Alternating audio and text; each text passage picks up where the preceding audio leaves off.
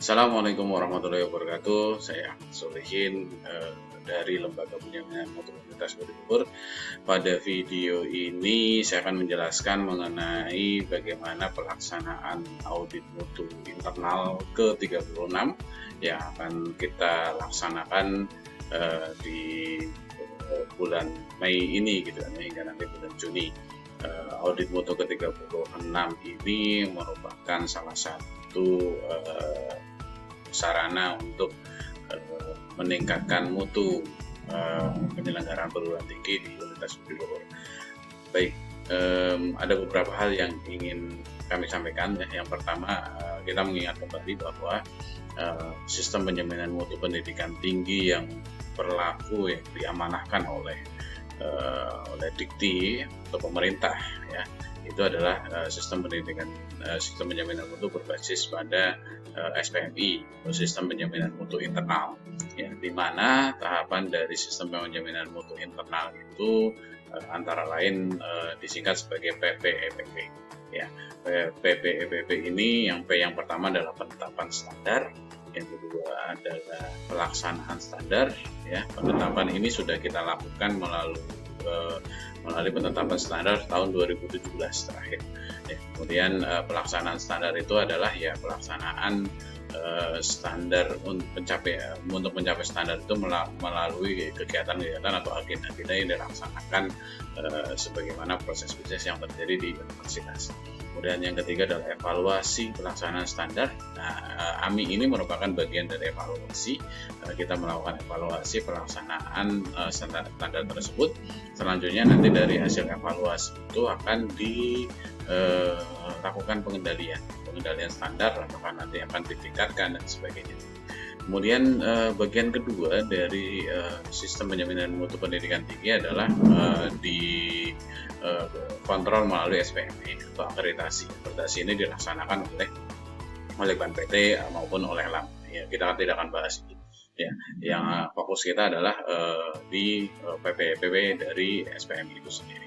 Nah, harapannya dari sistem penjaminan mutu pendidikan tinggi itu sendiri akan lahir budaya mutu berupa pola pikir, pola sikap, pola perilaku yang memang berdasarkan pada standar yang ditetapkan oleh pemerintah. Ya. Oke, langsung saja untuk AMI ke-36 ini ada beberapa hal baru yang akan kita laksanakan di audit mutu internal ke-36. Yang pertama adalah kita laksanakan harapannya secara jujur, objektif, dan juga faktual. Ya, jujur artinya apapun hasilnya nanti akan kita laporkan apa adanya. Objektif ya tentunya kita akan menilai secara objektif mungkin, dan faktual itu berbasis pada bukti atau evidence dari mungkin pernyataan atau hasil yang diklaim oleh kita semua. Kemudian yang kedua, fokus pada luaran atau outcome. Nanti hasilnya yang penting gitu. Jadi outcome dari satu kegiatan itu apa, luarannya itu apa. Itu yang akan kita coba nilai sebagai bukti dari pencapaian standar SPMI yang sudah kita tetapkan. Kemudian yang ketiga, mengacu pada model SNDikti dari pemerintah, kemudian selaras dengan instrumen BANPT dan LAM. Ya, ini harapannya audit ini nanti akan sangat bermanfaat untuk prodi Bapak Ibu yang akan melaksanakan akreditasi baik berbasis pada LAM maupun BANPT. Kemudian yang terakhir adalah fokus pada peningkatan mutu yang harapannya bisa berkelanjutan. Kemudian kita sendiri Universitas Borobudur sudah memiliki standar mutu, ya. Ada 31 standar, ya, di mana 24 diantaranya merupakan amanah dari SNDikti. Ada standar pendidikan, standar penelitian, dan standar pengabdian masyarakat. Masing-masing ada 8 substandar, ya, yang mana masing-masing di dalam standar tersebut memiliki pernyataan-pernyataan. Ya, mudah-mudahan Bapak Ibu sudah pernah melihat atau mungkin membaca ya dari standar tersebut. Kalau dokumen, jika Bapak Ibu memerlukan dokumennya, maka bisa menyimak atau membuka website dpm.borobudur.ac.id. Di sana ada dokumen-dokumen tersebut lengkap, ya, bisa diunduh. Ya, termasuk juga standar lainnya ya, seperti standar jati diri, tata pamong, sistem penjaminan mutu, mahasiswa dan alumni dan sebagainya. Ya.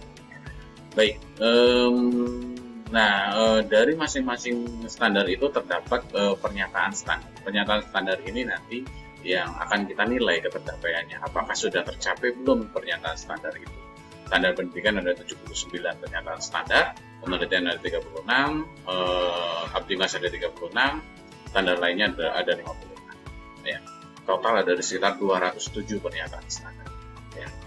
Oke, AMI ke-36 ini akan kita laksanakan dalam 2 tahap. Tahap pertama adalah untuk auditi atau unit akademik. Ya, dalam hal ini Fakultas Prodi kita laksanakan di 23 sampai 27 Mei ya, selama 4 hari ya, karena ada 1 hari yang libur di sana. Kemudian non akademik itu 30 Mei sampai 3 Juni di minggu berikutnya, dengan total auditi ada 19 auditi ya, termasuk di dalamnya unit akademik maupun non akademik ya.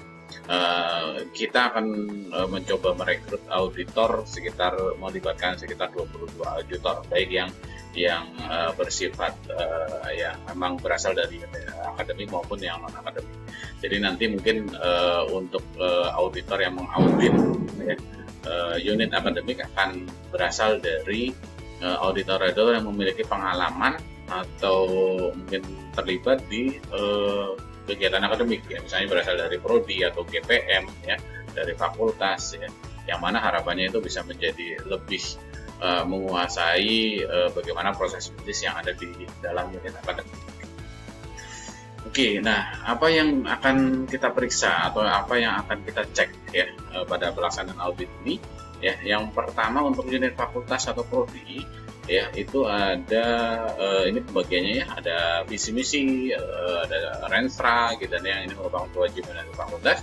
Kemudian ada RKT, ada monitoring RKT, ada sasaran mutu, ada monitoring sasaran mutu tahunan gitu ya. Kemudian POS atau prosedur operasional standar ya, kemudian penilaian ketercapaian standar.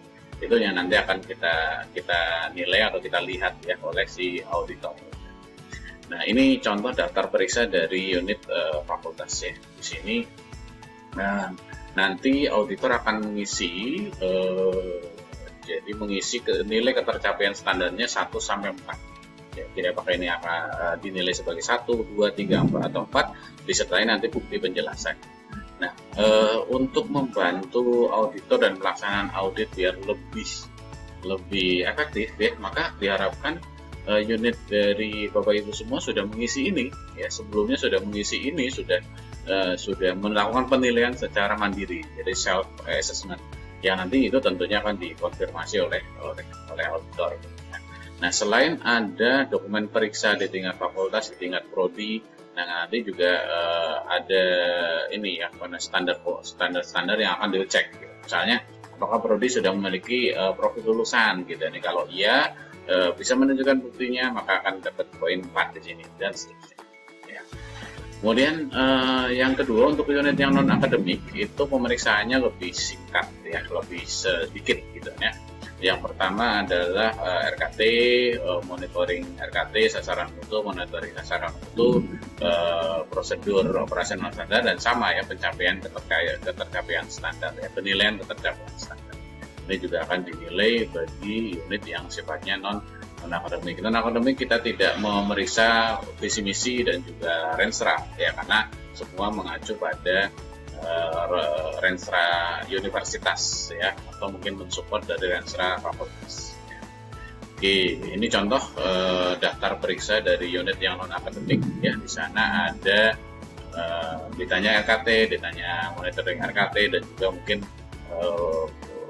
ya standar-standar yang terkait dengan unit tersebut.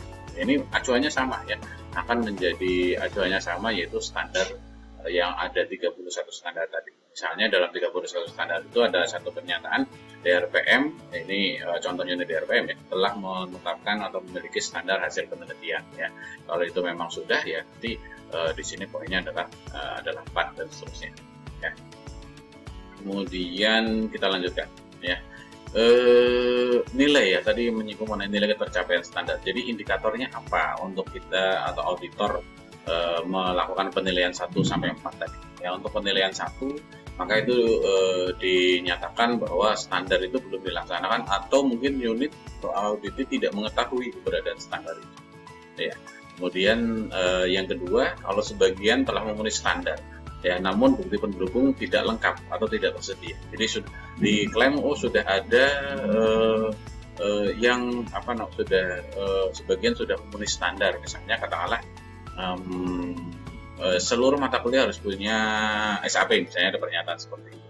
Nah, ternyata setelah diperiksa, ya sebagian sudah ada SAP-nya, sebagian belum gitu ya. Nah, tapi yang sudah itu pun juga tidak bisa menunjukkan buktinya misalnya, maka itu dinilai 2. Tapi kalau yang sebagian memenuhi standar dan sudah bisa menunjukkan buktinya, ya yang sudah memenuhi tadi, misalnya yang sudah ada SAP-nya, bisa ditunjukkan SAP-nya, maka itu dinilai dengan 3, ya. Dan yang terakhir, kalau semuanya sudah lengkap semua buktinya, sudah memenuhi standar semua, maka dinyatakan dengan nilai 4, ya. Oke, untuk susunan acara audit ini juga agak sedikit berbeda, terutama yang unit fakultas, ya. Untuk yang unit fakultas nanti kita akan laksanakan total sekitar 3 jam, ya. Di mana alokasinya adalah untuk pembukaan dan sambutan kurang lebih 10 menit, ya. Dan persiapan tentunya. Kemudian nanti audit umum tingkat fakultas. Jadi ada pertanyaan-pertanyaan yang memang nanti ditanyakan secara global, ya, dan ditanggapi mungkin oleh fakultas atau oleh prodi, ya. Di situ diikuti oleh seluruh auditi. Kemudian nanti ada sesi paralel, ya. Jadi untuk yang fakultas, ini fakultas nanti ada sesi paralel untuk setiap program studi. Ya, jadi setiap program studi nanti akan ada auditor sendiri, ya, dan itu akan berjalan secara paralel dan alokasi waktunya 90 menit. Nanti hanya dihadiri oleh auditi dari prodi maupun auditor yang kami tugaskan. Ada sesi paralel. Setelah sesi paralel selesai, nanti 30 menit nanti mungkin penyampaian saran atau rekomendasi dari auditor serta penutupan itu setelah sesi program ini selesai, ya. Nah, untuk yang non fakultas sama seperti biasa, ya. Jadi pembukaan atau sambutan yang mudah pelaksanaan audit hingga nanti saran dan rekomendasi ini saya kira seperti berjalan selama ini, ya. Oke, kemudian daftar periksa dari seluruh unit itu bisa diunduh di sini, ya, bisa diunduh di https://s.id daftar periksa AMI 36, dan seluruh auditi itu diharapkan dapat mengisi daftar periksa tersebut dan mengumpulkannya ke LPM, ya, H-1 sebelum pelaksanaan audit. Ini nanti akan didistribusikan ke auditor, ya, didistribusikan ke auditor dan pada saat pelaksanaan audit akan dikonfirmasikan. Harapannya dengan mengisi lebih awal ini akan menjadi lebih efektif, ya, nanti secara waktu maupun secara pelaksanaan audit. Baik, saya kira itu, ya. Terima kasih, mudah-mudahan penjelasan ini bermanfaat, ya, dan mudah-mudahan pelaksanaan audit ini bisa membawa hal yang positif bagi kita semua sehingga kita bisa semakin meningkat mutunya, ya, Universitas Budi Luhur, dan juga semakin baik lagi, ya. Baik, sampai di sini dulu saya akhiri. Assalamualaikum warahmatullahi wabarakatuh. Salam Budi Luhur.